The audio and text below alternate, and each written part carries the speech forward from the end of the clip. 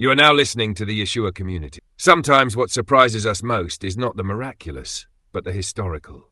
The Romans crucified tens of thousands of Jews.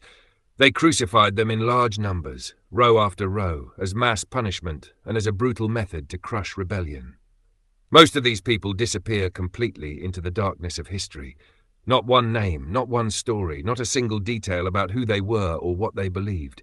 Only silent crosses along the roads, just as the Romans intended.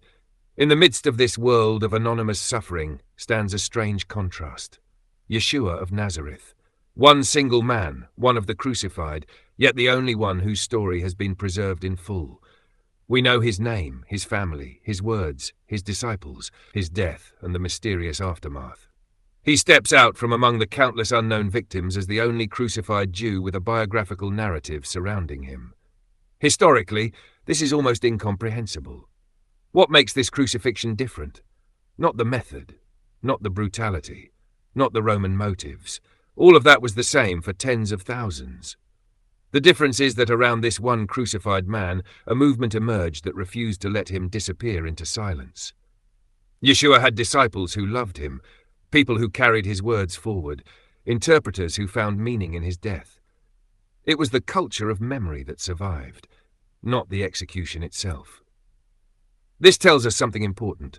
Yeshua did not become unique because he died on a cross. He became unique because people believed his death meant something.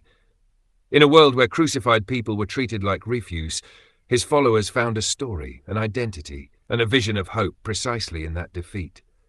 Whatever one believes theologically, the historical fact is that this one crucified Jew became a name, a story, a voice, while all the others vanished. This also means something more must have happened within his circle, something that turned this death sentence into the beginning of a movement rather than its end. Whether this was rooted in visions, deep spiritual experiences, overwhelming grief, divine conviction, or some historical event we can no longer clearly see, we do not know. But we do know this: it was enough to keep his name alive. From a historical point of view, this is what stands out most.